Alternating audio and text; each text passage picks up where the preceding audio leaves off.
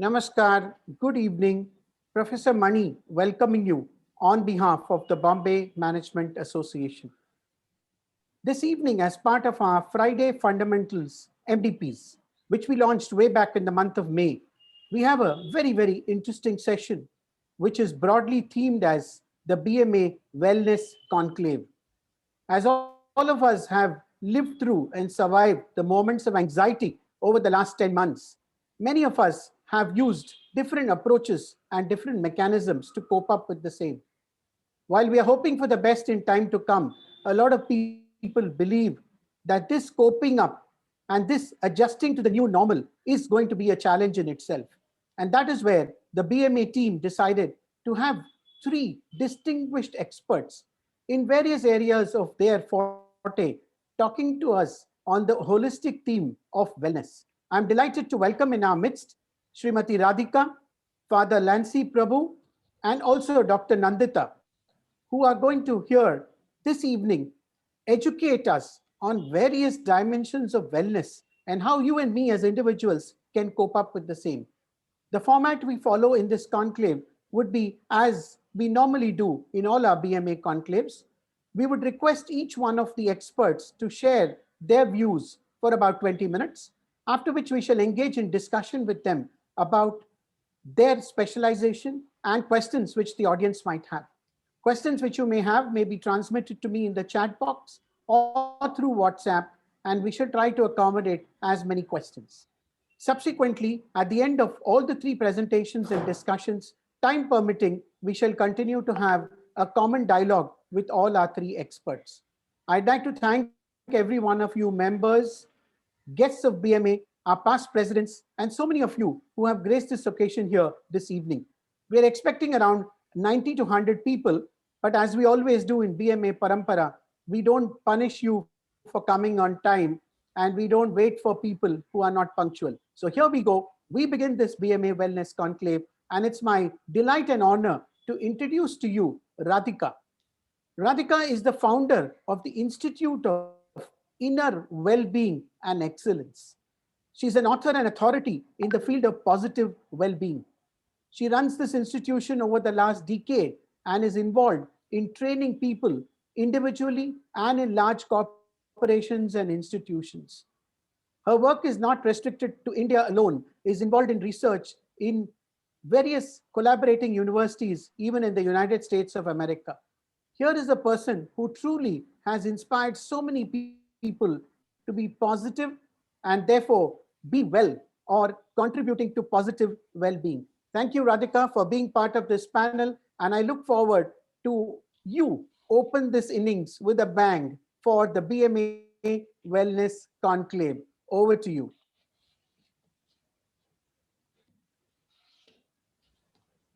Your audio isn't coming, although you are unmuted. Maybe just a loose connection.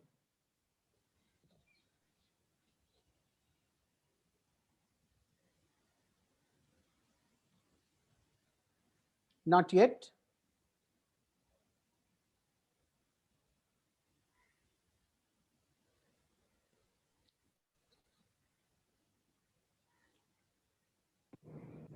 Now I'm getting your audio. Please go ahead. Okay, super. Sorry about that. Well, good afternoon, everyone, and welcome to the BMA Wellness Conclave. Thank you so much for taking time out today. It's truly an honor to be here. And as I was invited to do so, today I'm actually going to speak about what it takes to achieve group synergies, moving from the individual to the group. And just to help all of us be on the same page, I've put together a presentation, and if it's okay with you, I would like to share a few slides. So Professor Mani, may I go ahead and share? Certainly, please go ahead. So just a little, That's perfect. So just a little background on us. We are the Institute of Inner Wellbeing and Excellence, and we're actually a US-based organization with offices in India. And a little bit about myself. So basically, I am the founder of this institute after over a decade of working very closely with individuals and organizations and understanding the challenges that they have been facing in the transformation of their well-being. So my entire journey comes from having been a Iyengar yoga student for 23 years, a meditationer, and also practicing self-awareness in my life. And really what I did was, after this incredible personal journey and also, being a part of organizations, running several organizations, both in the US and India, what I started to do as a group and what we started to understand was, how do we actually take people who need support to thrive and give them the practices and tools so that they can move from a situation where maybe they're not depressed and maybe they don't have any mental health issues, but they still need the support to thrive. And that's how the Institute came about. And I think that probably one of the most fundamental understanding through the pandemic is that we have understood that health and wellness as the absence of disease is not a sufficient enough understanding of human well-being. And really, there are a vast majority of people who are out there that may not necessarily have any mental health issues, but they still need support to thrive. And essentially, what we've understood is that just because somebody is 0 on a depression scale does not mean that they are functioning well and that they are thriving, because clearly, as the world has brought us to a common understanding during the pandemic, is that we have a major number of challenges that each one of us face on a daily basis. It could be fear, stress, anxiety, personal problems, financial problems, work problems, loneliness, fear of health and well-being, etc. And really, what we have now, for quite a while actually, the understanding of human well-being has started to expand. So the new frontier on human well-being is positive well-being. And really, positive well-being today is the cutting edge field of science that is now looking at a population or an individual's capability to thrive. So it's no longer about, if I'm not depressed, I'm okay. If I don't have any mental health issues, I'm okay. It's really about understanding, how do we move from somebody functioning at an okay level to achieving their best potential and really living a happy and a purposeful life. So some years ago, actually 3 decades ago, 30 years ago, a new field of well-being, a scientific field of study came into being. And positive well-being looks at many dimensions of well-being, and it essentially looks at 3 main dimensions of well-being: subjective, social, and psychological. And as a result of positive well-being, the World Health Organization has also changed its definition of well-being to encompass 5 main things. Can an individual cope with the stresses of daily life? Can they work productively? Are they able to contribute to their community? Are they able to build meaningful relationships? And finally, can they realize their full potential?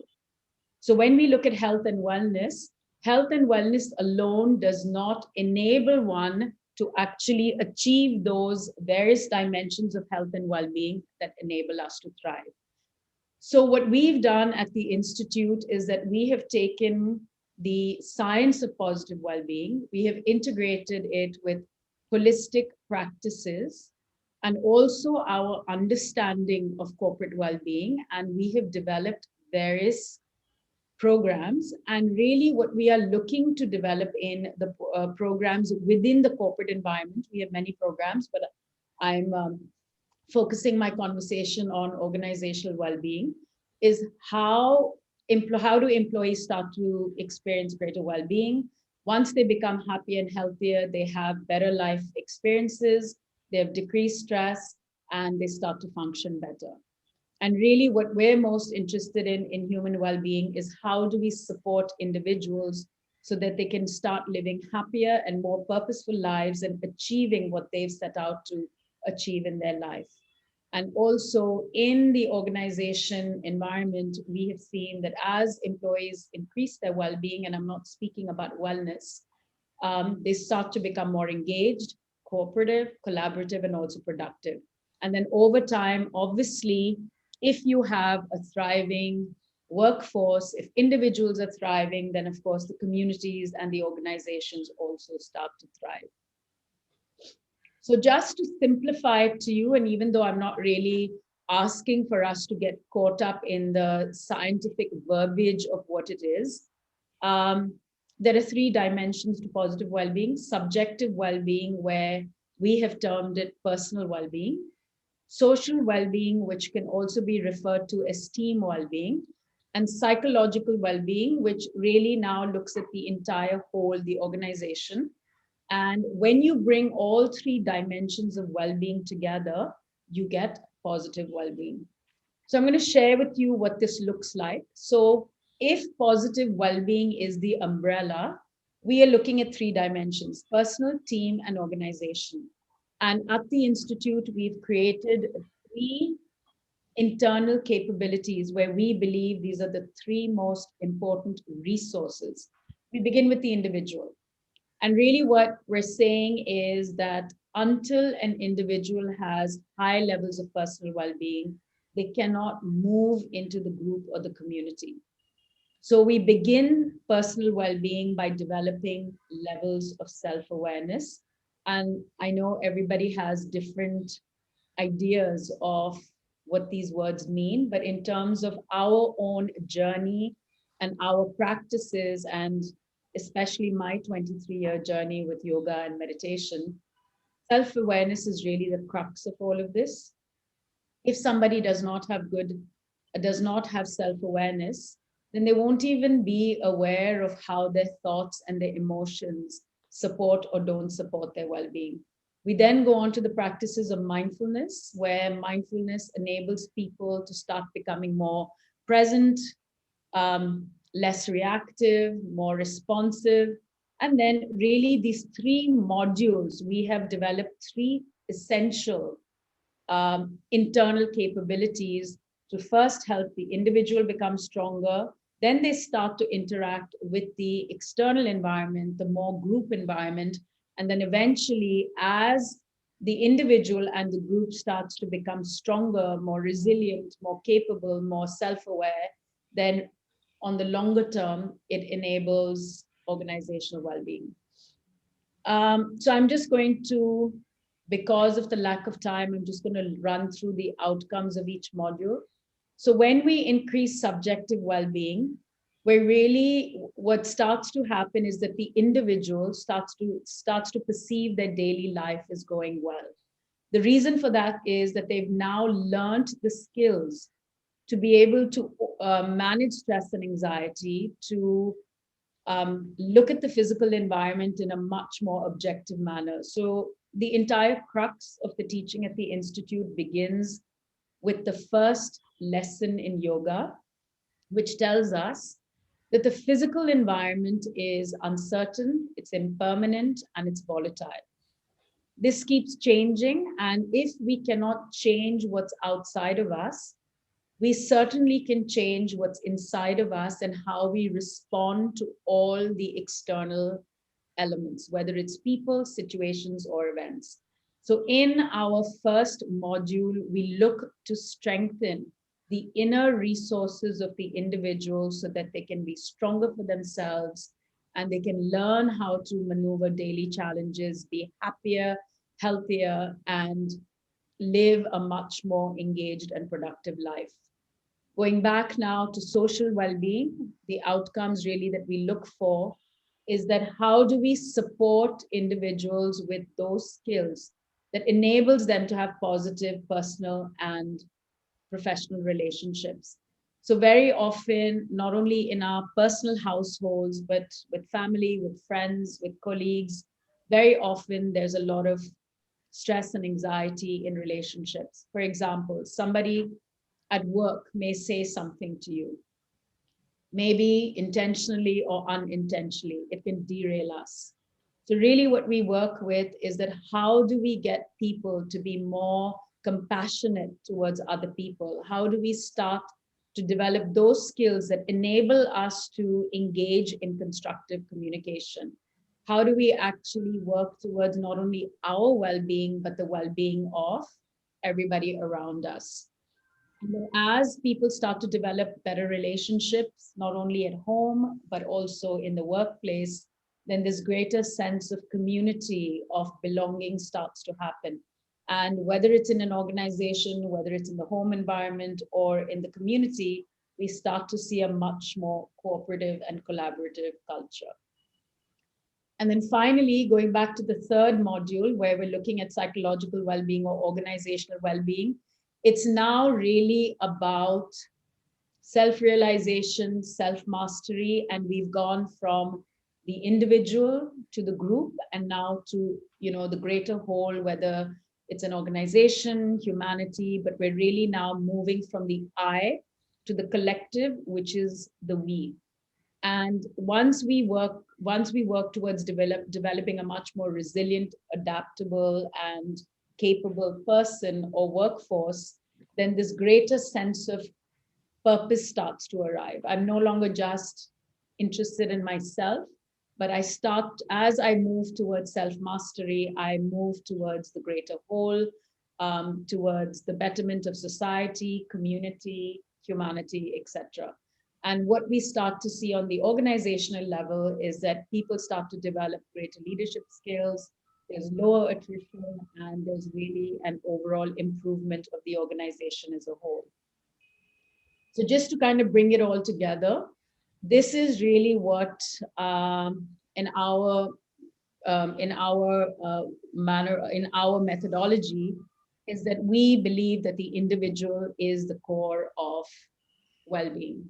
So unless the employee is not feeling wholesome, if they do not have the skill sets to overcome their own stresses and anxieties, if they do not have the ability to not be derailed by stresses and challenges, if they do not have the capability to live a much more fulfilling life, a much more purposeful life, have meaningful relationships, then it's very hard to go from the individual to the group level.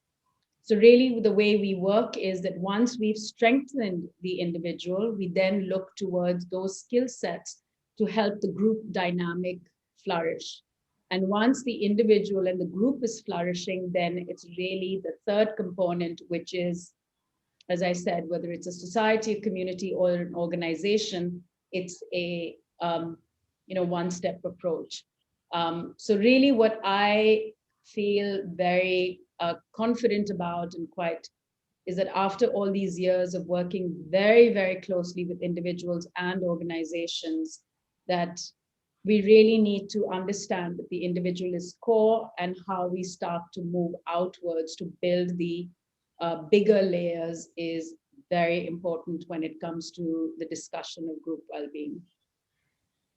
And really this idea that life does not get challenging or more forgiving, we get stronger, more grounded and resilient. So while there is no question about the fact that as a collective, as the we are much stronger than the I, but in order for the group, for the we to be exceptionally strong, we need each individual to be able to develop those practices, those tools, and those skills to first take care of themselves. So really just a few key takeaways over here is that if you are looking to move from wellness to well-being within the organization, and India is in the very early adoption stages of well-being, we're still talking about wellness, and the journey to thinking about wellness versus overall human well-being has begun. And if I was to sort of recommend a few key takeaways, I think the first thing is one must be clear about well-being goals and starting with the individual.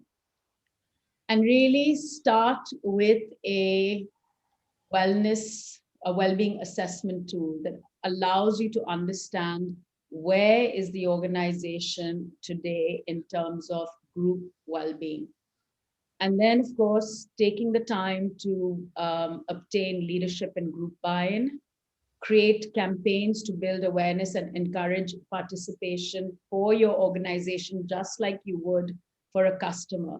Having that same enthusiasm to educate your employees and to encourage them to participate. I have yet to see an organization where employees have said, thank you, but I don't want support to be stronger and better and live a happier and more fulfilled life. I think the great thing about the pandemic was that it's really shown the world that all of us are vulnerable, we're all interdependent, and we all need support to really thrive, to do well, to function well, and to be able to learn those skills and those tools that we were never taught in school.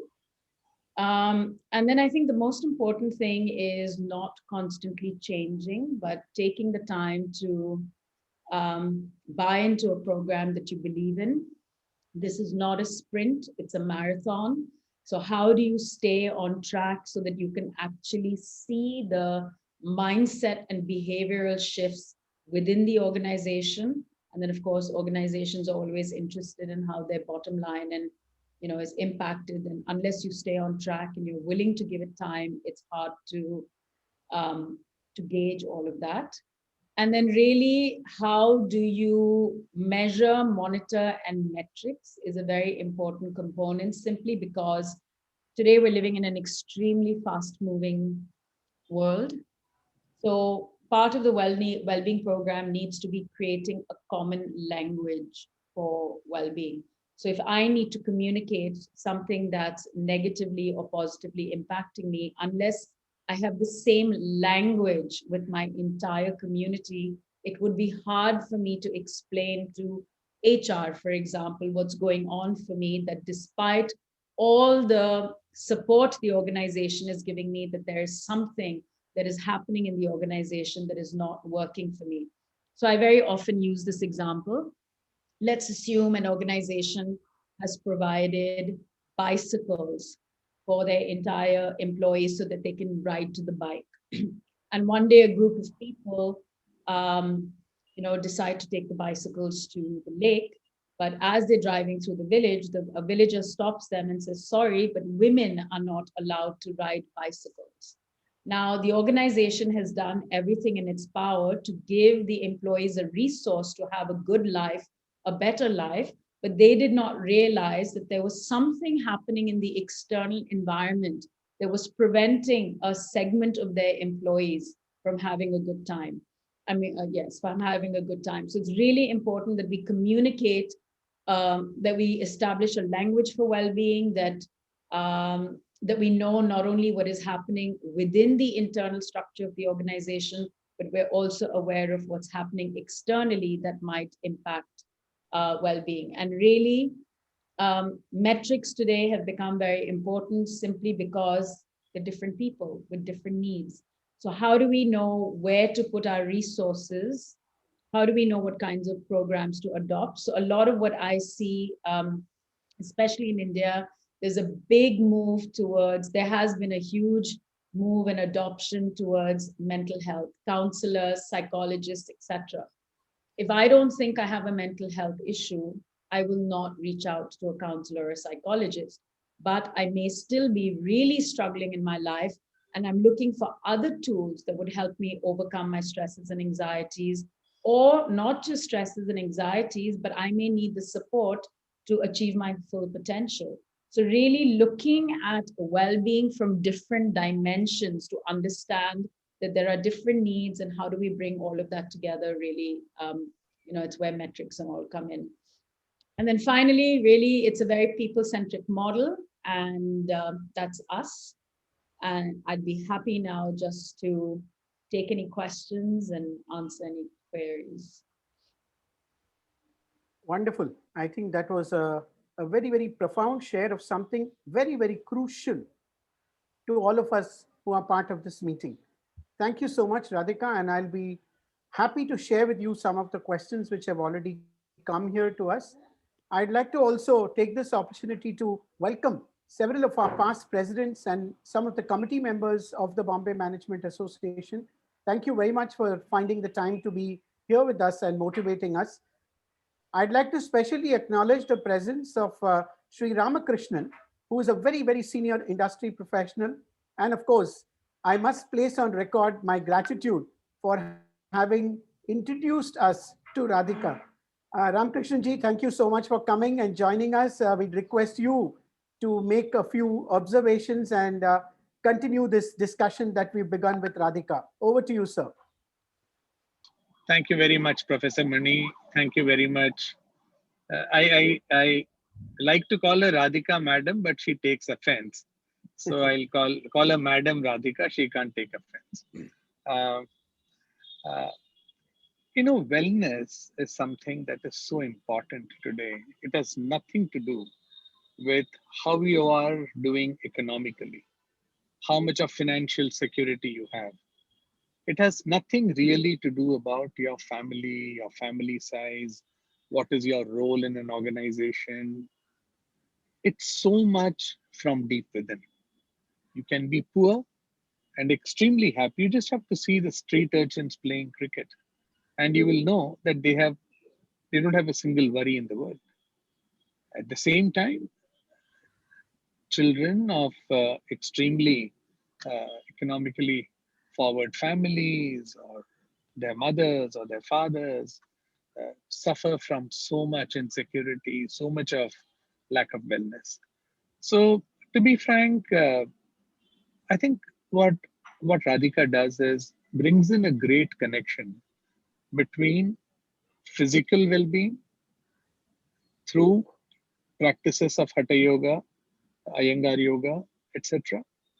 Connection of that to the mind, which happens through pranayama and meditation techniques, and a combination of all of this, along with the wellness engineering, kind of connecting you to the spiritual and to the evolution side of your personality. Fortunately, I have benefited immensely. Thanks to the lockdown, my daughter insisted that I join Radhika Madam's classes, and I have benefited enormously from that. Uh, Physically, I am much fitter than I've ever been in terms of the weight. I've gone back about 25 years. From about 88 kilos, I'm down to 76 kilos. So I've gained about 25 years.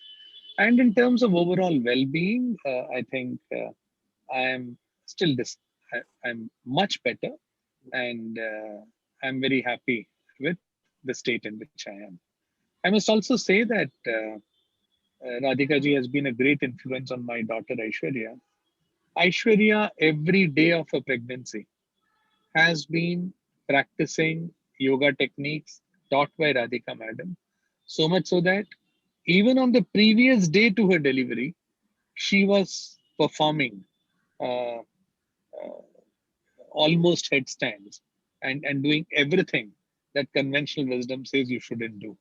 And I'm very glad to say that she had a normal delivery despite a very tough labor. And in the normal course, someone would have applied the scissor, but Aishwarya wouldn't have it. So I just wanted to say that this journey can be very useful, both at a personal level as well as at a corporate level. And I really hope people get in touch with Radhika and figure out how they can kind of take advantage of her wisdom. And the great thing about her is she has a lot of experience in the US. Her team members come from UK. There are people who are psychologists, psychiatrists. There are people who are experts on well-being and wellness. And she herself brings in a great yogic practice, meditation practice, pranayama practice, apart from being a brilliant orator. So it's something that corporates, I hope, take big advantage of. Ma'am, my gratitude and thanks for making a big difference to my wellness. Thank you. Thank you so much. Yeah, Radhika ji, you want to say something? Go ahead. Yeah, so once we do a couple of questions, I'd like to just to end the session, just take everybody to a couple of minutes of experiencing a little bit of personal well-being. Sure, I'll do that also. That will be wonderful. Thank you, Ramakrishnan ji. It was very, very nice listening to your own family experience on something which is often seen as easy to preach and difficult to practice, was actually put to practice with a lot of comfort and benefit. One of the first questions that come to mind when we talk about group well-being, and that's the first question that I'm putting across to you, is we live in such a competitive era that collaboration is the last thing in our minds. In a background like that, how do we really encourage people towards group synergy? So I think, Professor Mani, this is exactly what I'm saying, is that my belief system is that it's only when the individual starts to flourish. So, I like to take the example of a lotus flower, right? So when we're closed, it's that individual. And once we start to bloom, it's really an expansion of ourselves. So I have rarely seen individuals who do not have strong well-being, and I'm not talking about wellness, well-being, that ability to be happy, live purposeful lives, being productive, good relationships, really flourish and move out into the community. And I think that when we talk about collaboration or even cooperation, I think we're missing a fundamental perspective and wasting a lot of time and energy until we don't focus on the individual first. How do we have our employees first feel good, strong, healthy, and happy so that they can give of themselves? So, simple question. Have any of us, while we're feeling terrible, lonely, depressed, and sad, been able to go out and, you know, give the world our best? I've yet to see it, and I'm happy to, stand to be corrected, but I've not seen that in my experience. So if you Correct. want to encourage collaboration and cooperation, you must care about the individual first. Certainly, as you said in some other context, I think it all is a movement from I to we. And someone had rightly said that when you move on from I to we, you move on from illness to wellness. And I Yeah. think that's precisely what you had articulated so well earlier in the discussion. We recognize that it's a journey, right? So the journey needs to begin with the I so that it can move into the we and into the collective, into the larger, need to support communities, humanity, etc. In this journey, one has to actually move from interdependence, independence, and dependence. These are three stages if one would look at, and each individual responds to his mental crisis, either being dependent on somebody or withdrawing into a shell and being independent of everybody, or the interdependence you spoke about. Could you throw some light on how people should tackle such scenarios? Because in our society, saying you're physically unwell is acceptable, but saying you're mentally unwell, people look down upon you, and that's where the challenge is. So, Professor Mani, I think, the acceleration, of course, the West has adopted this way of thinking, interestingly enough, given that these are all really our heritage, is that the pandemic has accelerated that conversation. Because if you think about it, before the pandemic, organizations said, oh, you don't have a mental health issue, it's fine. We don't need to worry about you, right? So what did the pandemic bring to the forefront is our vulnerability as the individual, the isolation factors, the fear, the stress, the anxiety. And then the world started to wake up to what science has known all along, that there are a vast majority of people who do not have mental health issues, but they're still suffering, right? So really what I'm saying is that how that instead of us kind of looking at all these rah wellness events, how can we start to focus on making the individual stronger for themselves and more resilient? Because the physical environment is in constant flux. It's never going to stop churning. It's never going to stop being volatile. So one anxiety, one difficult situation happens, and then it knocks us down. So can we start to develop those skills to create a more resilient population? Over and above that, there are also people that who are already flourishing and ready to give to humanity. What support mechanism and what pathways are in place for them to be able to go out and share? So it's not just about overcoming stress and challenges. It's about understanding that different people within our organization, different segments are going to need different things. There's going to be that segment of the workforce that needs the mental health support. Others don't. Others are excelling, they're high performers. So what kind of support do they need to keep up the momentum and move towards self-actualization so that the larger whole is coming into play? So it's a journey. There's no other way for me to put it. It's a journey and understanding who needs what and being able to support the different segments of people that come into play. Absolutely. I think what you're reiterating is each individual might have a different response mechanism, and we have to treat each individual as unique. And the solution to their problem has to be tackled by either the counselor or the person in the team to ensure that they are able to bring about this group synergy, which we are talking about so importantly. So what you're saying is absolutely right, and I'm going one step further. I'm saying that while we have the science to help us understand what wellness and well-being is, and that we have the terms, let's not get caught up in that. Let's understand that the interventions are the core of our program. So, for example, with us, our interventions are based on the Indian holistic sciences of yoga, meditation, self-awareness, etc. So the other day I was talking to an organization and said, oh, we practice self-awareness with leaders. And I said, well, what does that mean? So they said, well, we make our leaders aware of where they stand vis-a-vis other leaders. Now that is semantics, but in our perspective, self-awareness means, who am I? How are my thoughts and emotions driving me? So my thoughts are going to impact my emotions. My emotions are going to impact my actions, my decision making, and the quality of my life experiences. So if I am a negative thinker, if I start creating realities that don't support my well-being, I'm going to feel terrible.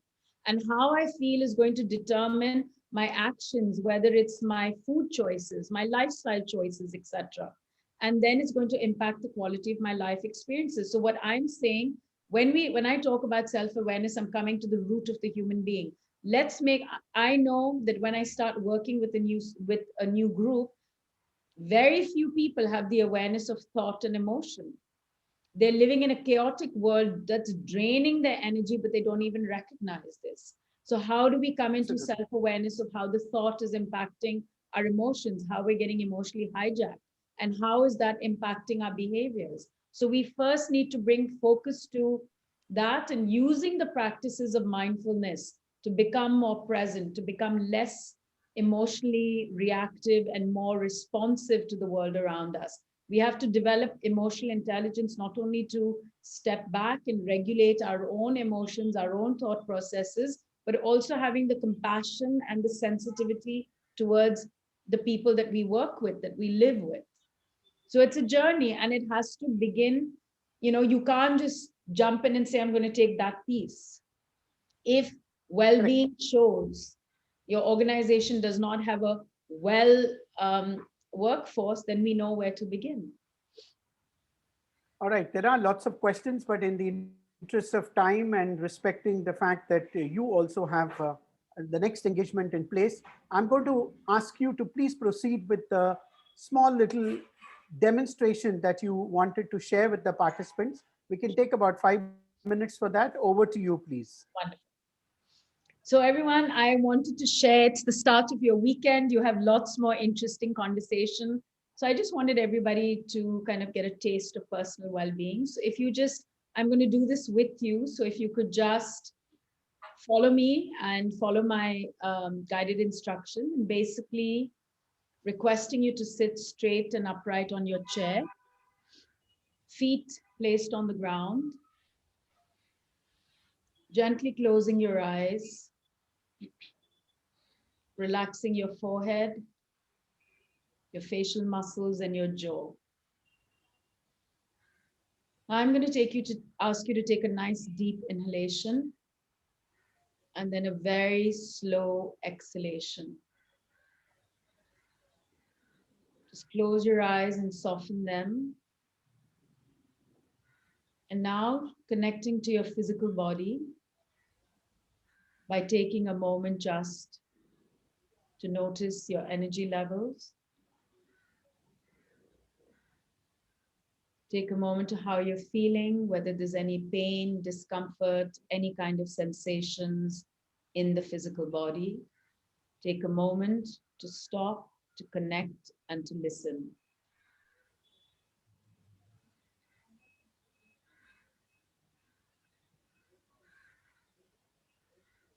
Now, very slowly move your awareness to your mind space. And without judging yourself, just take a moment to notice what's happening in your mind. Perhaps your mind is chaotic and restless, dull and lethargic, or maybe it's very clear and focused.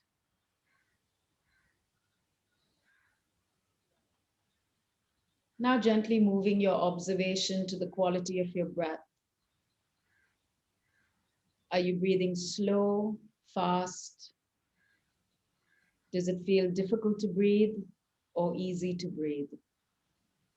Where does your breath begin? Where does it end? Just take a moment to stop, to connect, and to observe yourself.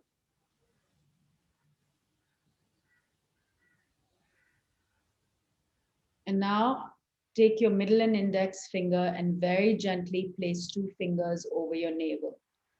So 2 fingers over your navel. Don't press your navel in, just very gently place your fingers over your navel. And now very slowly, as you inhale, expand your abdomen out. Pause for a moment. And as you exhale, gently draw the navel into your spine, but do not push the fingers into your navel. Just gently use the muscles of your stomach. Inhale, expand your belly out. Exhale, draw your navel deep into the spine. Inhale, expand your belly out. Exhale, draw your navel in. Inhale, expand your stomach out. Exhale, draw your navel in. Now continuing to keep your eyes closed, relax your stomach. And for the next few moments, I'm going to ask you to do a very simple thing.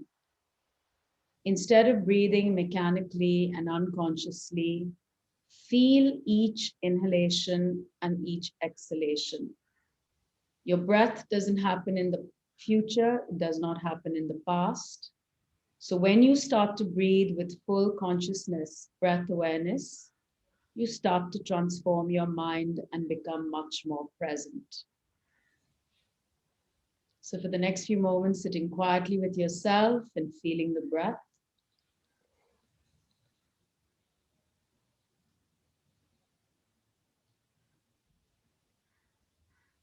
And now, as you come into greater awareness of the breath, I want you to use each inhalation to disconnect from the physical environment and allow each exhalation to be an invitation to release all your thoughts, your emotions, your plans, positive or negative. Just be willing to let them go to create some space and emptiness in your mind.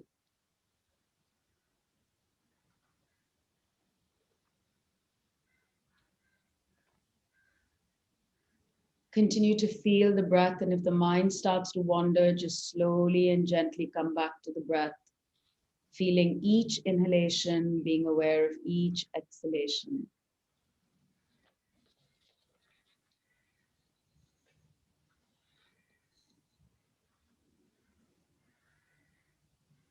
Now visualize each inhalation breath as nourishing your body, giving you the oxygen that you need for high levels of energy.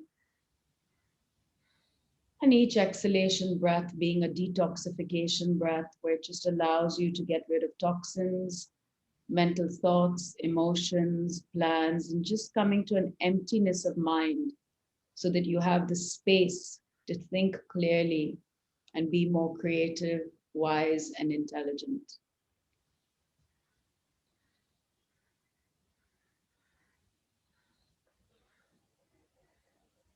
Just continue to stay with the breath.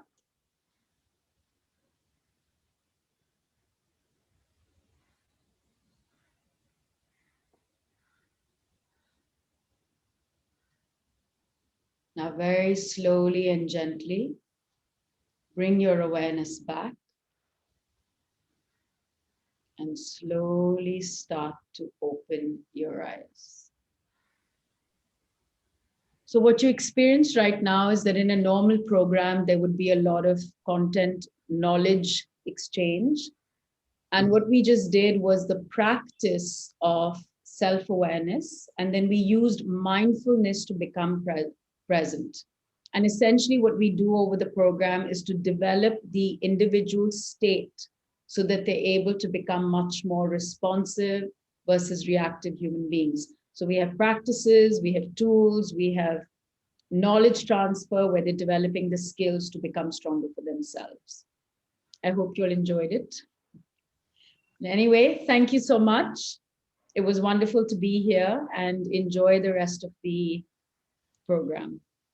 Thank you so much, Radhika ji. It was a very interesting session, and this demonstration was just the icing on the cake, which gave us a very first-hand experience.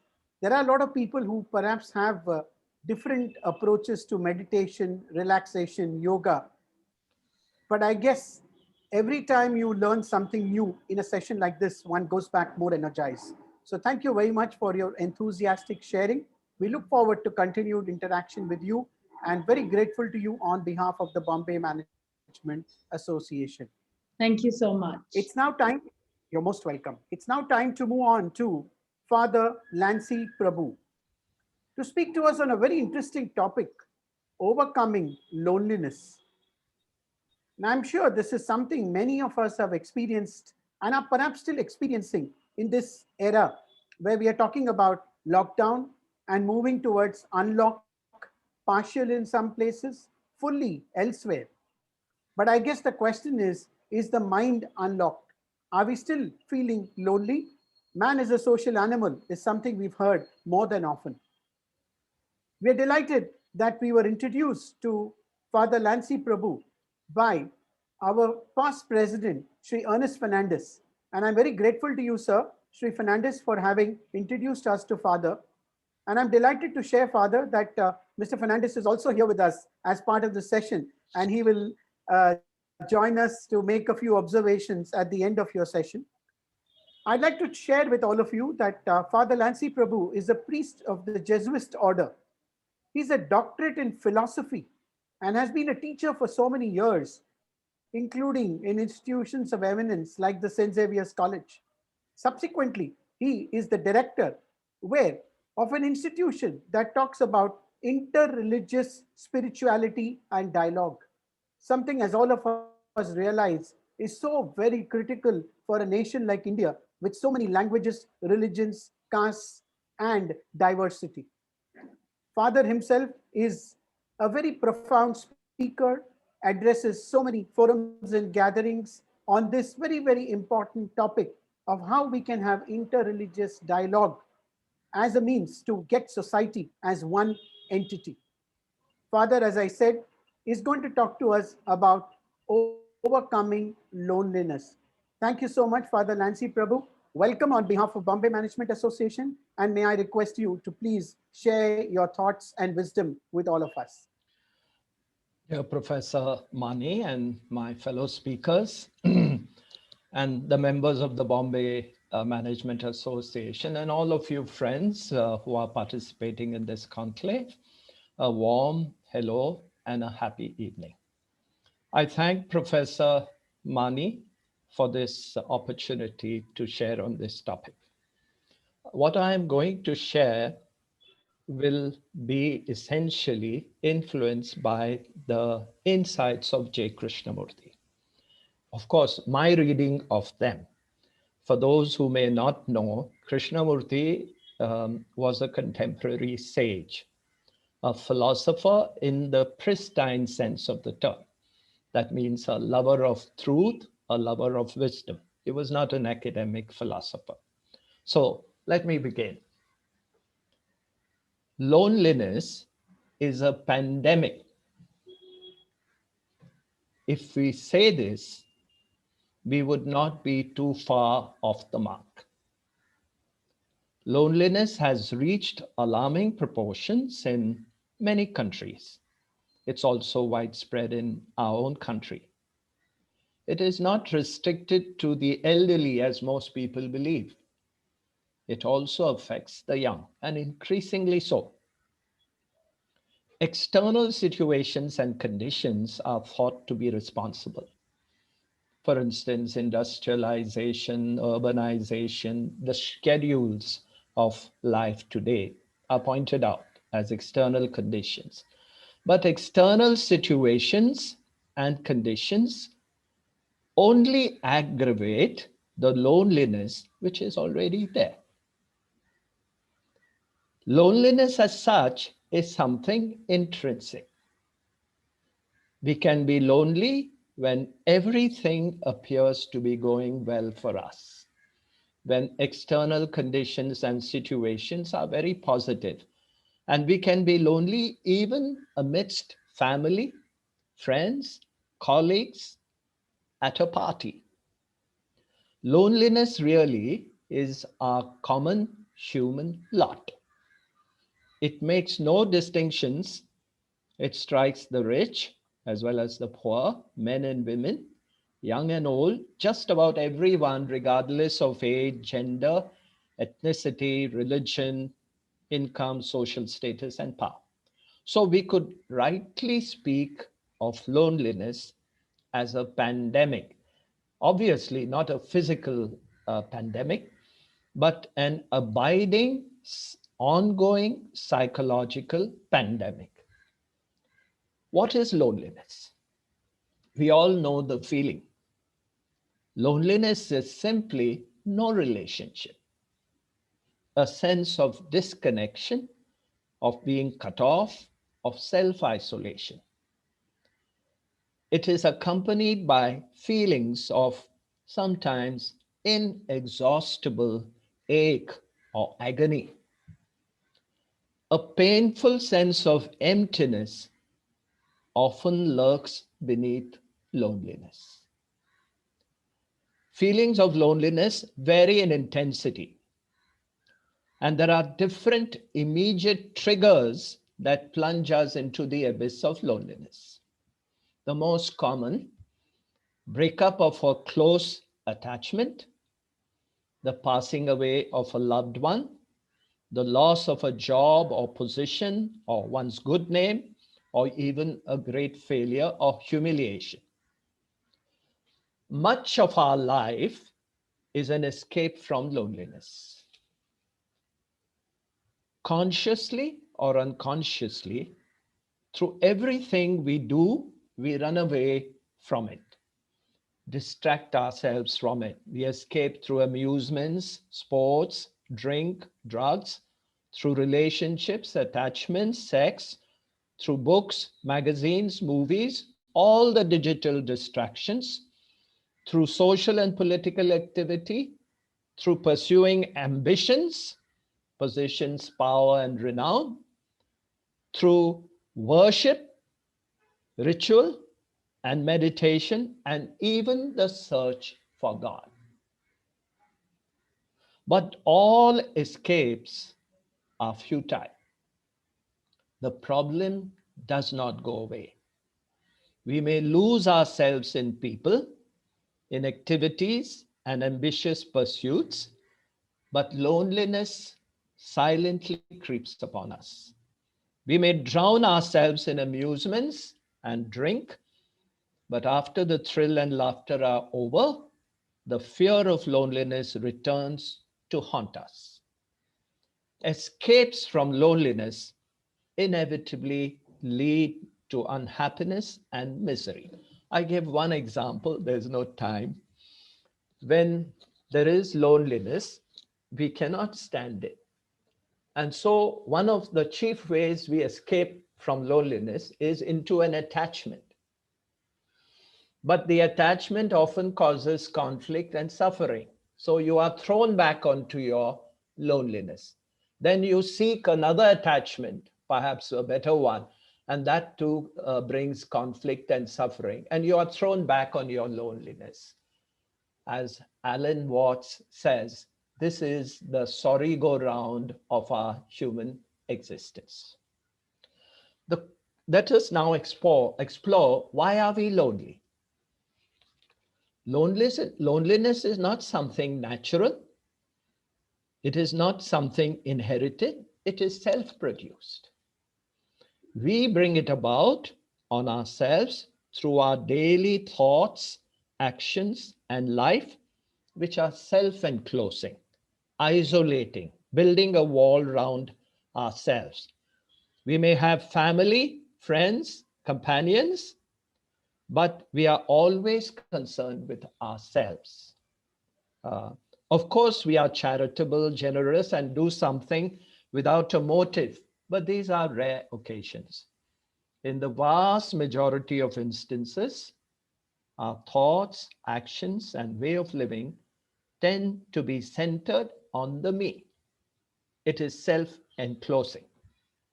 Now, it is significant to note here that the very nature of the self or the me is emptiness. And we fill this emptiness in countless ways, all escapes from it, all leading to self-expansion and self-isolation. When we are no longer absorbed in any activity, awareness of the emptiness of the self hits us, transforming loneliness. I now offer a different approach, which is largely J. Krishnamurti's approach as I read it. The most common way to deal with loneliness is to try and ease its pain. So we try to alter, if possible, the situations and conditions. We remove ourselves from them that impact the feeling. And we think out creative ways, and others also suggest such ways, to diminish the pain. Such measures no doubt bring relief to the sufferers, and most would consider them desirable, but they do not dissolve loneliness. A totally different approach is put across by J. Krishnamurti. It aims at nothing less than a complete transformation, dissolution of loneliness at its roots. In this approach, rather than trying to overcome loneliness through effort, conflict, and struggle, we transcend loneliness through a deep understanding of it. This understanding is not verbal or intellectual. It goes beyond word and thought. It is an insight, a perceiving beyond thought that transforms loneliness, dissolves it. The following elements or conditions are integral to this different approach. First, we realize that we cannot escape from loneliness. All efforts are utterly futile. So we face loneliness without resisting, without being frightened, without wanting to get out of it. And how do we face loneliness? We face loneliness directly, with absolutely nothing intervening. No words, no images, no ideas, opinions, beliefs, theories, past experiences. In short, without the screen of thinking in any form. In short, really, with a mind that is quiet. And with what attitude do we face this loneliness? We face it with love. We befriend it. We allow ourselves to be in communion with it. We don't condemn it. That's very important. Carl Jung, the pioneer psychiatrist, Swiss, he says, condemnation does not liberate, it oppresses. We cannot change anything unless we accept it. We cannot understand something clear, something completely, let's say a friend, a companion, a husband, or a wife, without being in communion with them, without love. That's true of loneliness. Without love, we cannot understand it. Facing loneliness with love, with our mind quiet, we simply watch loneliness with attention. Be aware of it unconditionally. Then deep understanding or insight into loneliness, into its truth, takes place. And loneliness is transformed. It ceases. That's because, and this is how J. Krishnamurti explains it, I come to realize that I myself am loneliness. There is no real division or split between myself, the observer, and the loneliness which is the observer. I myself am that. In understanding this fact, really perceiving it, I stop escaping.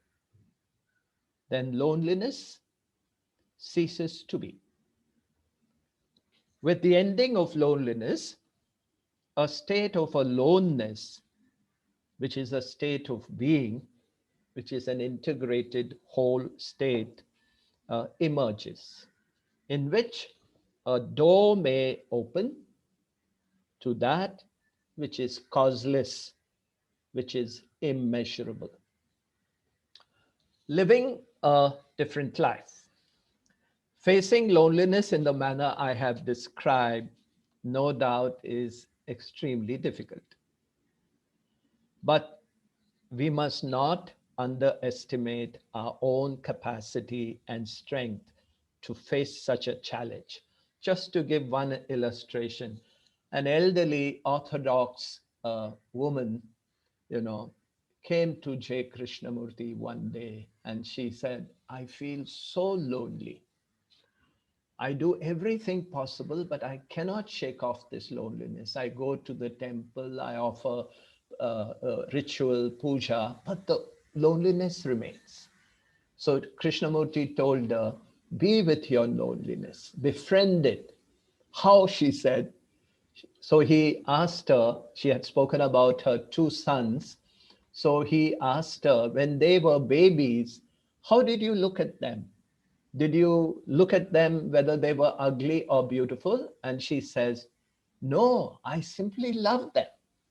So he says, that's the way you should love loneliness.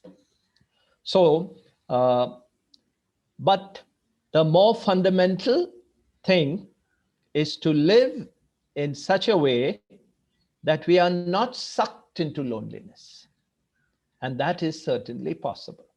This facing loneliness may be difficult, but it is possible for us to live in such a way that we are not dragged or pulled into loneliness. Loneliness, as we saw earlier, is something we bring about on ourselves. And we do that through our daily thoughts, actions, and way of living, which tend to be isolating and self-enclosing. It is certainly possible for us consciously, intentionally, intelligently to move away from this pattern and live a life with little or no self-concern. Krishnamurti, in fact, constantly confronted people with this challenge in different ways. For instance, in a somewhat dramatic way, he would ask people, can you live for just one day without thinking of yourself? And if you can do that for one day, surely you can do that for the rest of your life.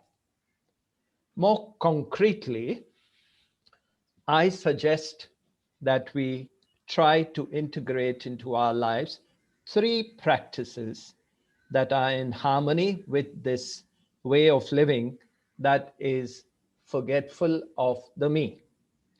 These can be enormously effective to keep loneliness at bay. The first is love. Loneliness is simply no relationship, the absence of love. But when we allow care, concern, warmth, affection, gentleness, generosity, in short, love to enter into our relationships, we are never lonely. When all these qualities are missing, then we are lonely. Most importantly, love is simply not seeking anything in return. There is no motive, no agenda, no reason in love. Krishnamurti tells youngsters, if while you are young, you don't feel love, if you don't look at people, don't look with love at people, at animals, at flowers, when you grow up, you will find that your life is empty. Uh, you will be very lonely, and the dark shadows of fear will follow you always. But the moment you have in your heart this extraordinary thing called love, and if you feel the depth, the delight, the ecstasy of it, you will discover that for you, the world is transformed. Educating ourselves to be in communion with nature, to love nature, is equally important. When we are sensitive to trees and flowers and birds, a stream, a waterfall, and when we also care for the earth and even work with its soil without any utilitarian purpose, then we forget the me. Because we do not love the earth, says Krishnamurti, and the things of the earth, but merely utilize them, we have lost the touch of life. And since we do not love nature, we do not know how to love human beings and animals. The second thing is learning to be alone. Perhaps one of the best ways of not being lonely is to learn to be alone, at home and happy being alone. Most of the time, we seek the companionship of people, books, and busy ourselves endlessly with activities and pursuits. We do not learn to be simply alone without friends, family, and companions. This is not easy. We need to be educated to this from very early years. Krishnamurti says it is very important to go out alone, to sit under a tree, not with a book, not with a companion, but by yourself, and observe the falling of a leaf, hear the lapping of the water, the fisherman's song, watch the flight of a bird, and of your own thoughts as they chase each other across the space of your mind. If you are able to be alone and watch these, then you will be able to discover extraordinary riches which no government can tax, no human agency can corrupt, and which can never be destroyed. The last practice is doing what you love to do. This is a very important way of being happy with oneself, more than we realize. Therefore, not lonely. When we love what we do, there is release from the me and its self-enclosing orientation. We simply love our work and do what we do for itself. And we are fully present in it and take delight in it. We may earn our livelihood, but we do what we do because it is intrinsically worthwhile, not as a means to some extrinsic goal driven by ambition and competition that leads to self-expansion and isolation. Unfortunately, we have lost this love of the thing itself, especially in our schools and colleges and possibly even our homes. It is possible, says Krishnamurti, for ordinary people to live in this world richly, fully, happily, creatively, without the destructive drive of ambition and competition for power and position that destroys others. And that can happen, he says, when you love what you are doing. That's the real key to love what you do. That's all. Thank you, Father. Yeah. That was very profound sharing, and especially the three doctrines which you shared at the end were really very, very inspiring and so simple to practice. I'm going to request Mr. Ernest Fernandez to make a point and also share his question. Go ahead, Mr. Fernandez. Thank you, Professor Mani. I think Father started off his talk by saying that loneliness is a pandemic. And even before this pandemic, the government of the UK had appointed a minister for loneliness. So they also recognize that loneliness is a huge problem. And as Father Nancy pointed out, it's not only for the elderly, but also the young who are now being affected by this problem of loneliness. Actually, what was striking about Father Nancy Prabhu is that when he was in St. Xavier's College, where he was for over 15 years as the head of the Department of Comparative Religions, he used to organize evening programs on these topics and bring together leaders and religious leaders in various communities. And we used to have a lot of discussions in at those meetings. And subsequently, when he came to Bandra and was in the retreat house, he also has organized meetings connected with the spiritual traditions of different religions, to which he's always very open, and which he says enriches his own spiritual condition. I think today he has shared some very profound ideas on loneliness and pointed out that loneliness is something we're all going to have to live with. But he has not only left us hanging in the air, but he has suggested how we can overcome loneliness and very practical reasons of how we can do that. So every time I meet Father Nancy, my well-being quotient goes up. And so I think, and he's always available to talk to. And at the retreat house, he's very much available. So thank you, Father Nancy.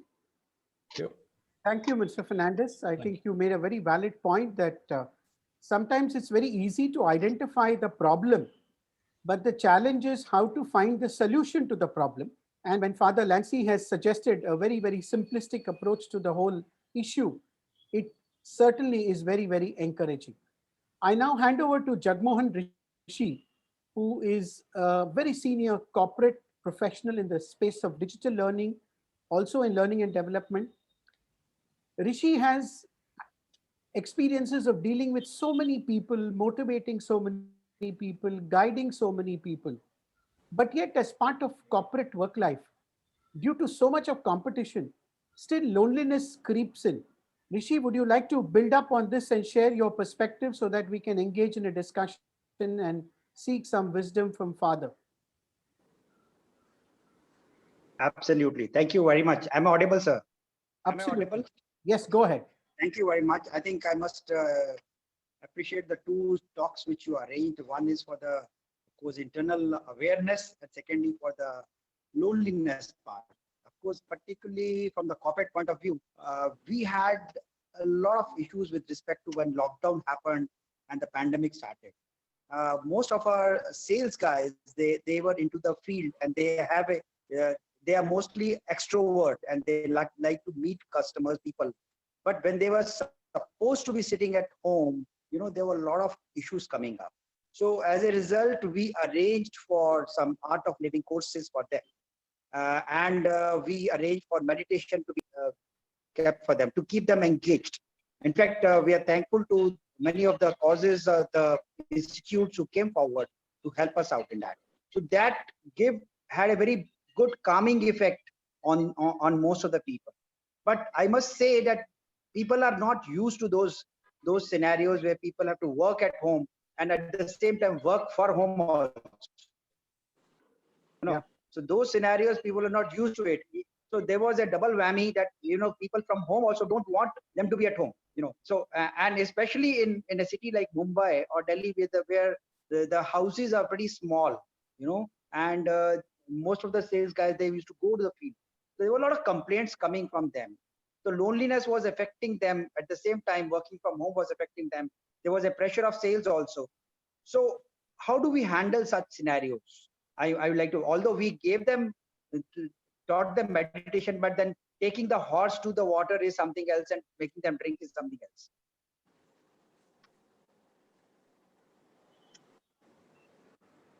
Hello. Yeah, Father, we'd like to hear your Yeah. views. Generally, most people, they are so used to what we would call external stimulation. Hmm? Uh, so when this external stimulation is lacking, they feel utterly bored and possibly also, lonely. I think it is possible for every person to, if there is a certain measure of awareness of oneself, to discover resources within themselves which make them happy to be with themselves. Let us take small children. Small children, very small children, they are quite happy to be with themselves, and they are.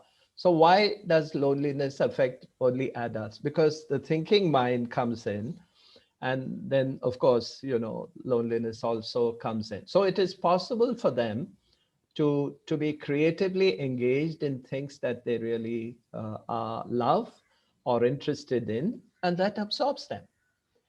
I'm reminded of Edison, who used to work 18 hours a day.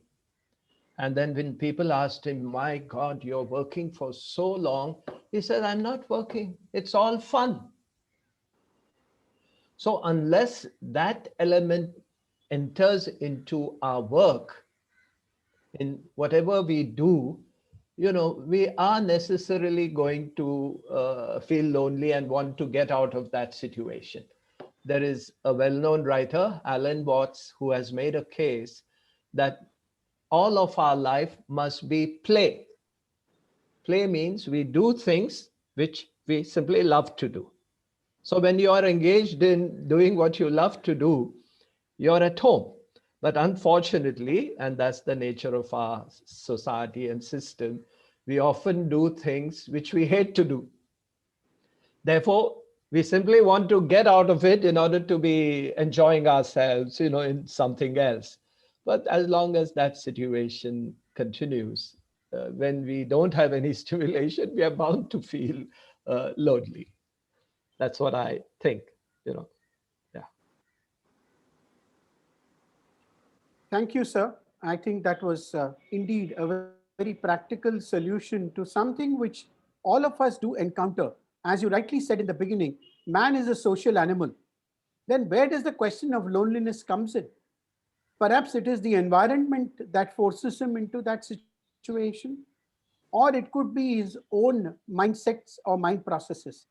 I think between Radhika and you have clearly given us some very simple suggestions for practical usage back at home and back at the workplace. Thank you so much, Father. It was a pleasure listening to you and understanding the profound impact of the views of J. Krishnamurti and how they are so relevant today, truly speaking, whether it is pre-pandemic or post-pandemic. Thank you once again, Father, for being with us here this Yeah. evening. And thank you, Mr. Fernandez, for this Thank you. wonderful introduction. Thank you very much. As we continue the learning journey into this BMA Wellness Conclave, I have the pleasure to introduce to you Dr. Nandita. Dr. Nandita is the founder of a wonderful organization called Sharan. And Sharan has a very unique philosophy. Their entire time and energy is spent on how to improve good health and how to look at reducing diseases by a technique which they call disease reversal. Dr. Nandita is a Nari Shakti awardee for her stellar work in this area. And she loves to believe that we have the capacity to be our own doctors. Her best-selling book, Reversing Diabetes, is on Amazon. And for those of us who unfortunately are having this problem, could venture to read some of her wisdom in that book. But today we have the good fortune of having her in our midst. And I welcome you, Dr. Nandita, on behalf of the Bombay Management Association. And we look forward to listening and learning from you. Over to you, Dr. Nandita. Thank you, Professor Mani, and good evening to everybody here. So, thank you for that wonderful introduction as well. I'm going to get straight into the subject as soon as I can because there's so much to say, and I know that there's shortage of time. And I really want to share as much as I can. So, I'm going to share my screen.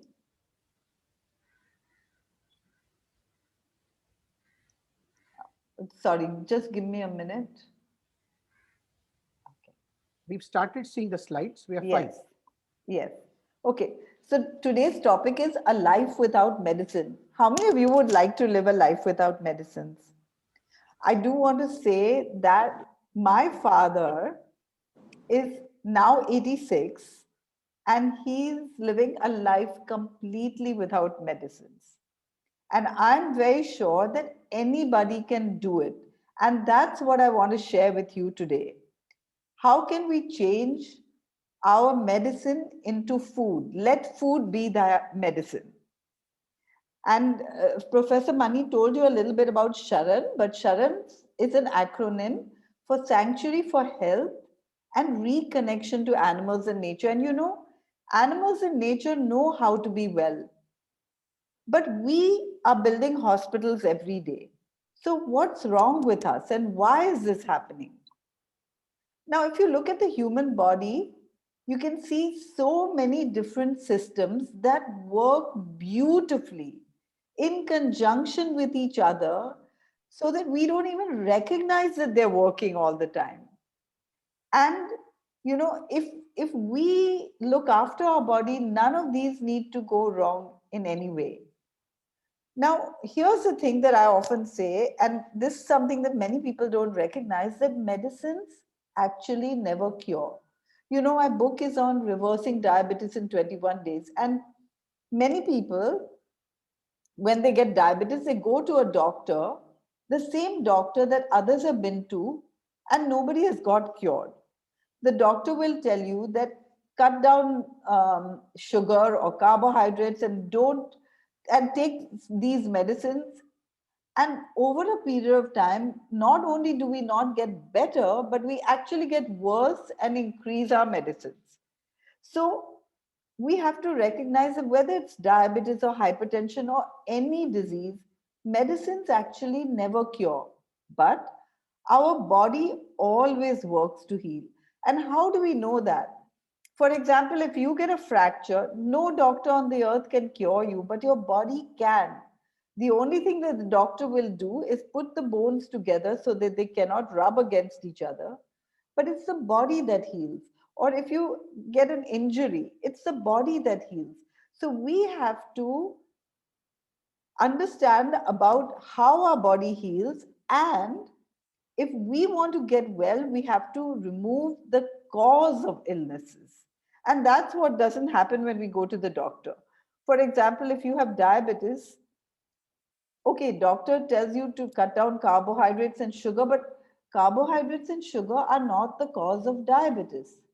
High blood sugar is the result of diabetes. The cause of diabetes is lack of insulin or insulin resistance. And if we look at the cause of insulin resistance and remove it, diabetes will be gone. And that's exactly what I'm helping people do. So my motto is that you can't improve on nature. Nature is perfect. And if we do something, we might be messing up. So in today's talk, we're going to talk about physical health in great detail. We're also going to talk about mental health and stress. And I know you've just heard a talk on loneliness and how we can, you know, improve our state of mental health. And I'm going to share a little bit from my perspective as well. And then we're going to talk about beyond health. Okay, so let's get into physical health. Today, we have so many diseases that are common, like obesity, diabetes, high blood pressure, heart disease, cancers, kidney disease, and you know, today's World Cancer Day. And today, I'm not seeing any patients of cancer, but I do want to say that yesterday I see very few patients a day because I put a lot of time into every patient. But yesterday I saw 5 patients and 3 of them were cancer patients. And often I see 2 cases of kidney disease in a day. And I think that's a huge shift from what I used to do before, which was largely diabetes and high blood pressure and so on. Today, we are getting more and more diseases that nobody can cure. I mean, we can, but I mean, because not we, I mean, all of us can, because our body is always working to heal. But diseases that are said to be kind of incurable, autoimmune diseases too, like rheumatoid arthritis and multiple sclerosis and um, ankylosing spondylitis, vitiligo, psoriasis, type 1 diabetes, and so on, and asthma and upper respiratory tract infections.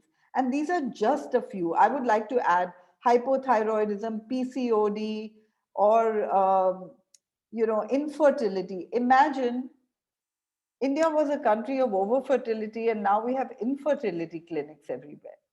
So we are multiplying our diseases. And all these diseases are lifestyle diseases. Now, the very word lifestyle disease means that it has to do with lifestyle. And so we can actually change our lifestyle in order to reverse these diseases.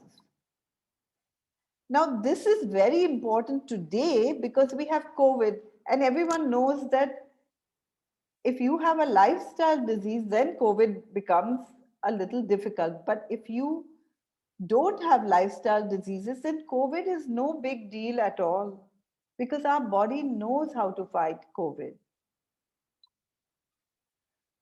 So, what we really want to do is reverse diseases. And in order to reverse diseases, it requires a shift in consciousness.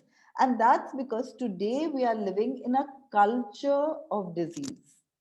I'll tell you a little bit about a culture of disease. So, let's first talk about the logic of nutrition as medicine.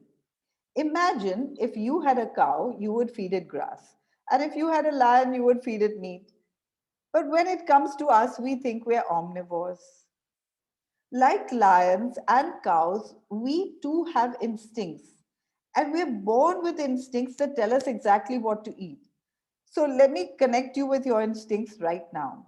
Imagine if you were in a farm or an orchard and you see fruits and vegetables, what do you feel like doing? And just because I know that the chat box is off, I'm going to answer this for you. But my patients will always say, I feel like picking and eating. This is instinctive. When we see things like this, we feel like picking. But imagine if you see a chicken walk by, or a goat, or a cow. Does your mouth water? And honestly, even if you're non vegetarian, your answer will be no. And that's because we can't pounce on these animals, tear them apart, and eat them raw like true omnivores do. So, whose mouth would water if they saw a chicken walk by? Probably a dog or a fox, because a dog or a fox can pounce on a chicken, tear it apart, and eat it whole, skin, bones, beak, claws, everything. And similarly, goats and cows might be lion food, right? Now, if you see a plate like this and you're used to eating non-vegetarian food, maybe your mouth waters because you know the smell, the taste, it's comforting, but it doesn't make it our food. We have been eating this only because of conditioning.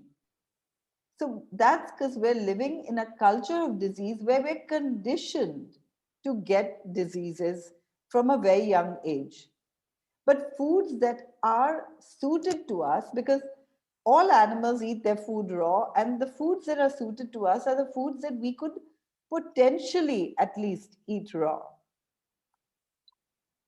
Now, if you look at the teeth of a carnivore and look at the teeth of herbivores, and then look at the teeth of true omnivores, and now if we look at our own teeth, then we know that we're not truly omnivores, right?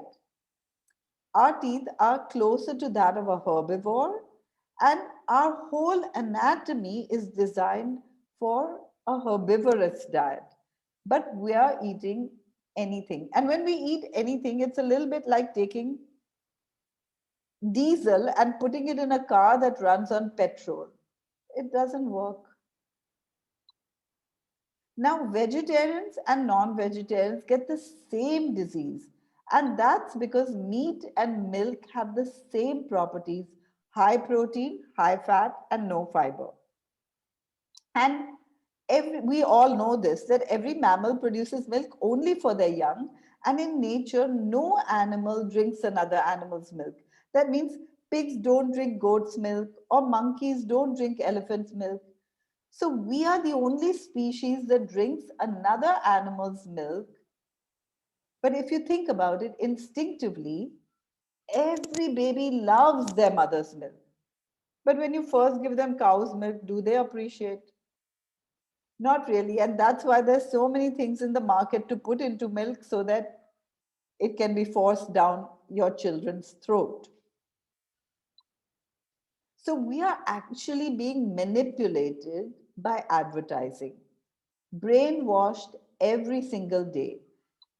And because of that, we're eating all these things. And so I often tell all my clients that if you want to know what to eat and what not to eat, make a list of everything that's advertised and don't eat that. Because no one is going to spend good money advertising what's in your instincts. Like, we never see in advertisements for carrots and cucumbers or apples and oranges, but we definitely see advertisements for milk and eggs and meat and so on. So back to foods that are suitable for us, anything that you could eat, but anyway, anything that's instinctively attractive and that you could eat raw. Because these colors contain phytonutrients, and each color has a different phytonutrient, and we can heal with high quality spare parts. And often, if you go to a restaurant, you see thalis which are brown, white, and yellow. But we really need all the colors of the rainbow every day. Now, there's one more thing that comes in the way of healing, and that's packaged foods and chemicals, as well as chemicals that come from personal care products like soaps and shampoos and perfumes, and today even hand sanitizers. And of course, toothpaste and so on. Anything that you put on your skin is absorbed through the skin in less than 26 seconds. And it also includes cleaning materials like window cleaners and toilet cleaners and phenyls, and also, the things that we inhale like air fresheners or agarbattis and so on. And I do want to say that medicines are chemicals too. And no matter what we put in our body, it's broken down by the liver. And so it can cause liver complaints because it's a load on the liver. It's excreted by the kidneys, and so it can cause kidney disease. And it can cause hormonal complaints because chemicals are hormone disruptors. And we all know that chemicals are carcinogens, right? So we are always the author of our disease, even if we don't know it. And so it's better that we learn about it and make a shift so that we don't end up with all these diseases. Now, there are only two important supplements that almost everyone needs to take. And the first is vitamin B12, because vitamin B12 is only made by bacteria, and we're leading a super hygienic life. And it's also destroyed by microwaves, like the mobile phone and mobile phone towers, and also the kitchen microwaves and remotes, and even the computer. And even LED lights emit microwaves. So we are getting less and less vitamin B12 these days. And vitamin D, which is only produced by the action of the sun directly on the skin, And now we don't have any direct sunlight, because even if we don't have our clothes and windows in the way, we have smog, especially in a city like Bombay, right? So now, what are the choices? We could replace the foods that we're used to with dairy alternatives. And these are a whole bunch of dairy alternatives which are available in India now, just so that people who know about this can get healthy.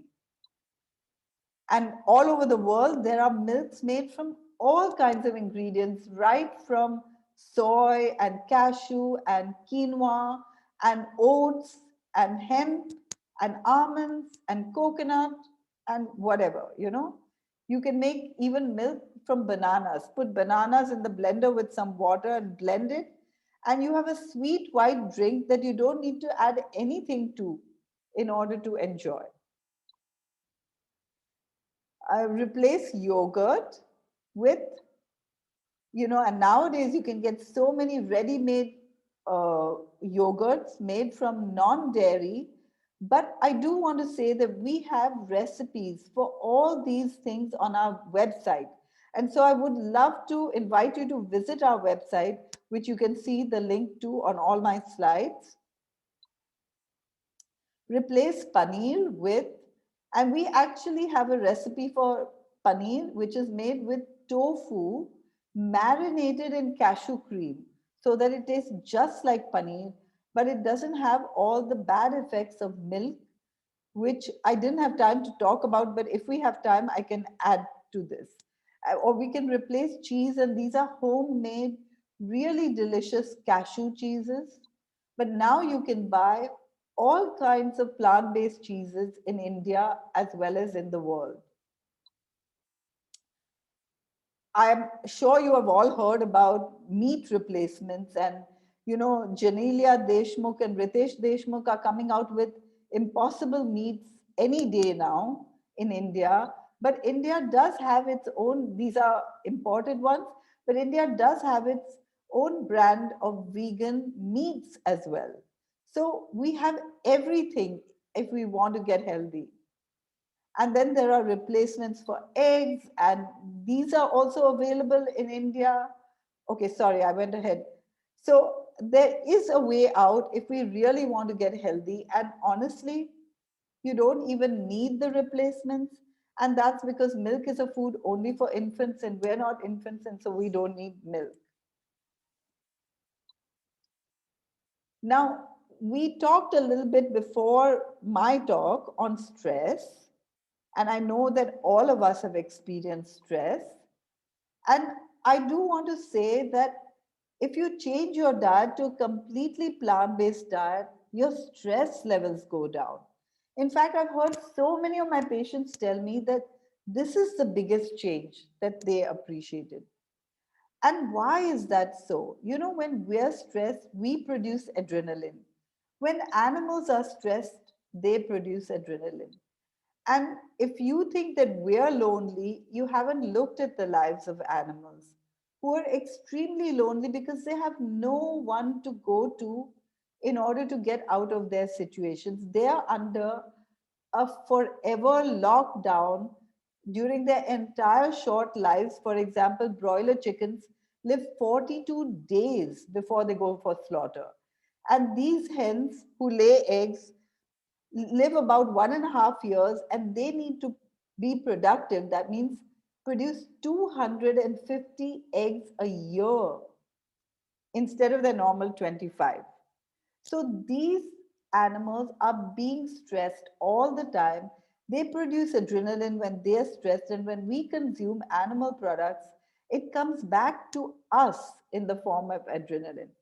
And actually, I first made the switch because I found out that milk is actually blood-stained. And I grew up as a vegetarian. And I found out that in order for us to consume milk, a calf doesn't get his or her share. And now I live in a village, which is Auroville, and I see this happening every single day. As soon as a calf is born, it's tied away from its mother. And actually, the male calves die after 10 months of starvation but they're the same size as when they were born because they're hardly given anything to eat. And I think this is just something that, we are all one, we all breathe the same air and drink the same water, and we are connected by the air and water and the land we live on, and we are doing this to other gods creatures. So that's why I changed. And it took me a while to shift my conditioning because I grew up in a family where, we ate a lot of dairy, and um, whether it was milk in the morning and then curds and buttermilk and cheese and whatever and ice cream for dessert. But I realized that, a lie repeated often enough assumes a form of truth in our minds. And I grew up believing that milk is the best food. But now, being a doctor, I know that milk is actually very harmful.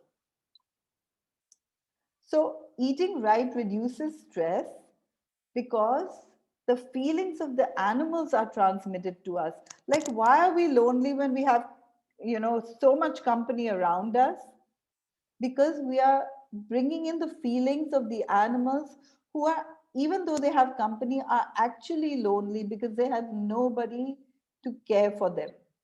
So it's their insecurity, their feeling of forsakenness and alone, their hopelessness and despair, and their fear that we inherit when we consume their secretions as well as their flesh. And people who change their diet notice more clarity, they felt more relaxed, less stressed, more grounded, more maturity, more security. And I wish I had time to speak about each of these. But a huge difference took place in the state of mind just by changing what was in their food. So it was a totally new paradigm. And I can understand this because I've experienced this myself too. This is me actually. I did an internship in a place called Farm Sanctuary. And this was Harold. He was a rescued male calf who was just thrown away, left to die because he had diarrhea and it wasn't worth selling him for the $2 that, male calves are sold for at that time in the US. So our culture desensitizes us so that we can assimilate the message of profits over principles. And whether it's zoos where animals are in cages, or whether it's circuses, or just eating animals, or using their skin for our footwear or anything else, we are desensitizing ourselves in order that we can do it, because no one wants to do cruelty. Now, I told you I would speak about physical health and mental health, and then a bit about beyond health. And I just want to tell you that today we have a mess on our planet. One of the main reasons that COVID is spreading so fast is because of concentration of population. And if you look at the biomass on our planet, more of it is taken up by livestock at any given moment than all the humans, which is pretty large in itself as compared to the wild animals that still exist. We are 7 billion plus, let's say going on to 8 billion. But 70 billion land animals are slaughtered every year just to feed 7 billion human beings. 70 billion land animals does not even include the sea animals, which are way more numerous. So there are billions of animals suffering at any given moment right now. And all these animals are taking up land, water, air, and we are actually eating ourselves to extinction because in order to eat animals, we have to grow food for these animals. And it takes 12 kilos of grain to produce 1 kilo 1 liter of milk. We could instead actually have 12 loaves of bread instead of 1 liter of milk and feed so many. So we are eating ourselves to extinction because we are cutting down forests to grow grazing land in order to feed our livestock. And we already see the pollution. And this is causing climate change. And COVID-19 is just one of the pandemics that has been predicted. We've had so many pandemics also because of this very problem, because when we raise animals in close confinement, then we have bird flu and swine flu and all the others as well. And that's why, Amir Khan changed his diet. Did you know that Amir Khan changed his diet? And he actually changed his diet because he watched this YouTube, which you can also watch, Uprooting the Leading Causes of Death by Dr. Michael Greger. And all these celebrities have changed their diets, but this is abroad, and in India, it's also true. Did you know that Virat Kohli has changed his diet too? So we all can shift to a plant-based diet and improve our health, reduce our stress, save the planet for future generations, and just be kind and compassionate. And so Sharan has a 5-point plan. We say that go plant-based, eat only whole foods, eat organic because we're the only species that sprays our food with poison so that other animals don't eat it, and other animals are smart enough, but we eat it. And that's the conventionally grown food. So we should go for organic and check and supplement as required vitamin B12 and vitamin D. With this simple 5-point plan, once you understand it, you can actually reverse diseases. And although it sounds like a deprivation, actually being sick is a deprivation and being healthy is actual freedom. So you can learn more by going to our website, and we have all kinds of things. We have a team of doctors and nutritionists, we have consultations, we have events, we have cooking classes, and our food is so good, and we even have retreats so that anyone who wants to can get well. We also have free publications that you can avail of from our website. So that's it from me. And I'm going to stop my share and look at the time. And if we have any questions, I'm happy to answer in the given time. Surely. Thank you so much, Dr. Nandita. That was a very, very forceful sharing of your own live experiences in tackling disease reversal when it comes to handling patients who come to you with a problem, and then they try to find a solution. There are two questions which are top of the mind, and many of them have expressed this question.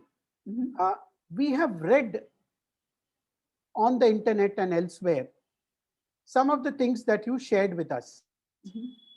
But bringing this transition itself is a challenge. Could you throw some light on how you actually manage this with the patients who come to you? Okay, so that's why I said my consultations are long. My new consultations are actually an hour long. And as I told you, reversing disease requires a shift in consciousness. And that's what I try to bring about when I'm consulting with a patient. Like, in order to help them with the food, we actually have an online cooking class that our patients are automatically given so that they can understand how they can make dairy alternatives and all with videos and everything. It's really simple. It's so simple. And actually, if you think about it, original Indian food was actually organic.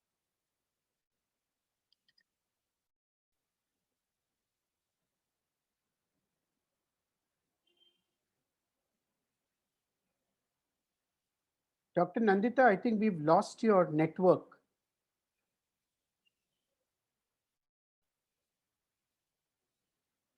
And we have to recognize that milk is also addictive. Like, for example, if I say no more milk, it might be very scary. Could you all hear me? Yeah, we lost you in between for a minute. So may I request you to repeat what you started saying?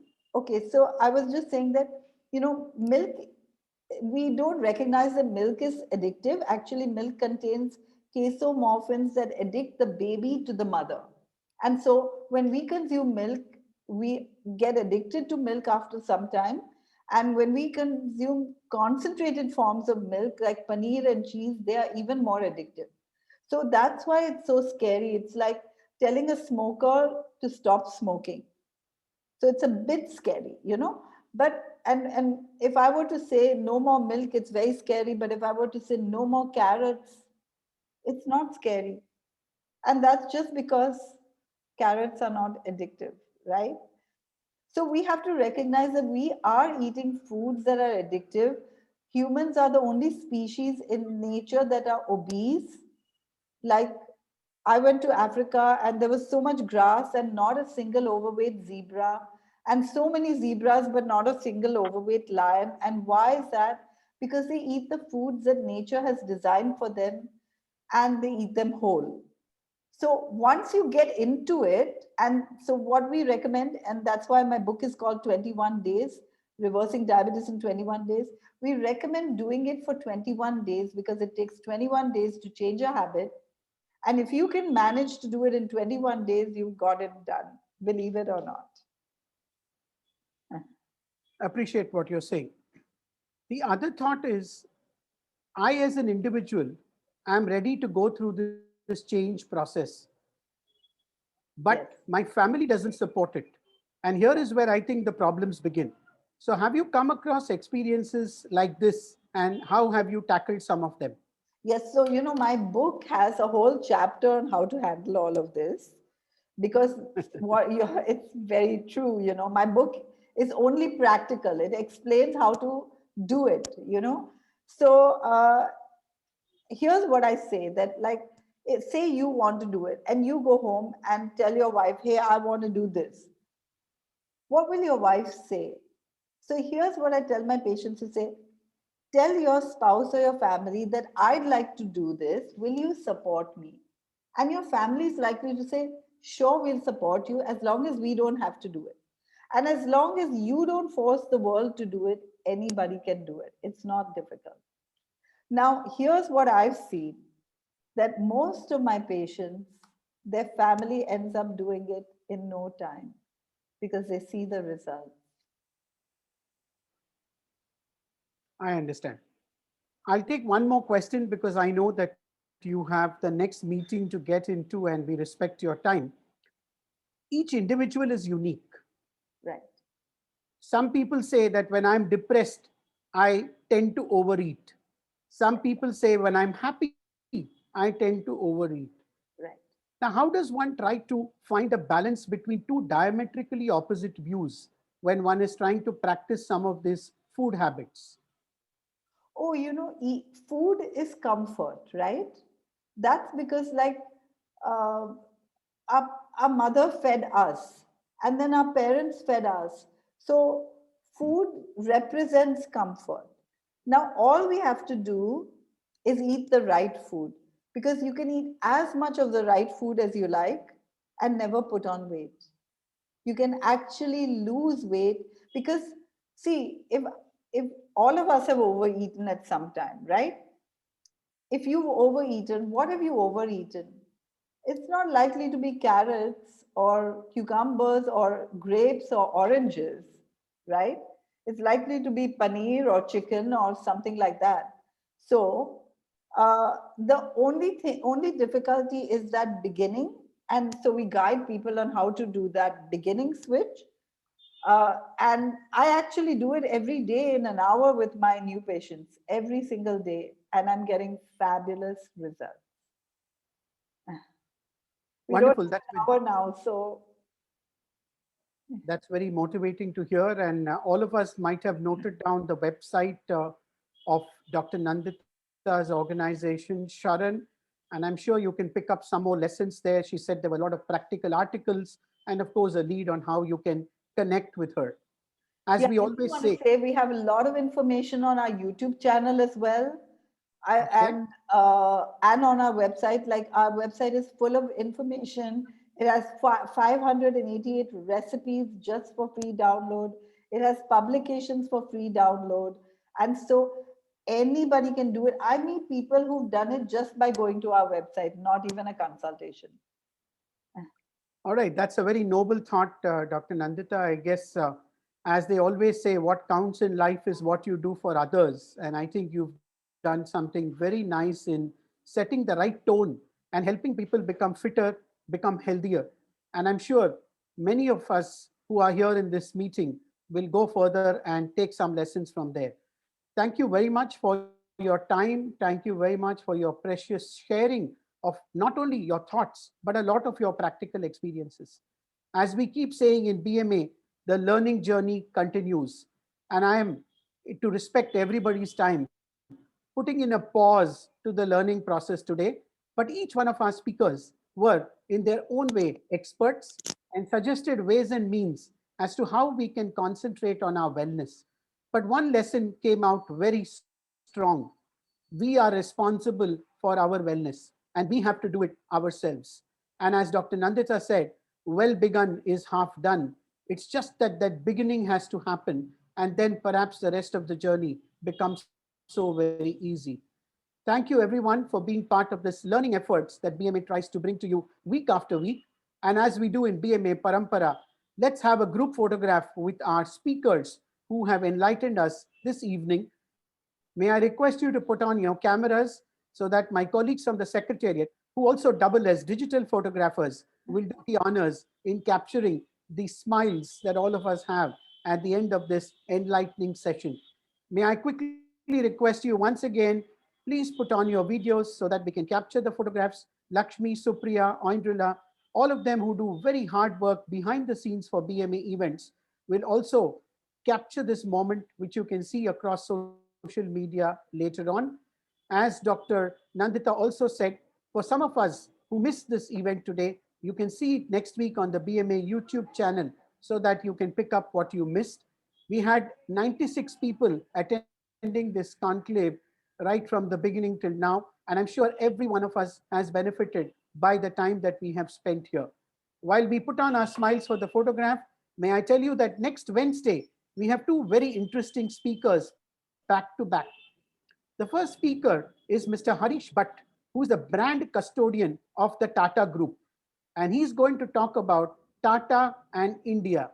And I think this is a topic every one of us would love to listen, because these two words go synonymous with India. And the second speaker is going to talk to us about congruence of purpose in organizations. And that is the eminent Mohandas Pai, who was with Infosys and now is part of the Manipal Group. Next Friday, we have the managing director of Jet King, and he's not going to talk to us about electronics. He's going to talk to us about equanimity strategies. In a world which is so filled with competition, how can equanimity make a difference to our lives? So do join us in this learning journey with BMA as we continue into the next week with three interesting programs for you. More details on the website. I get a confirmation that the photographs have been done. Thank you, everybody. Have a good evening. Have a great weekend. And thank you, Dr. Nandita. We look forward to be in touch with you. Good evening, everybody. Namaskar. Thank you, Professor Mani, and thank you, all of you. Goodbye.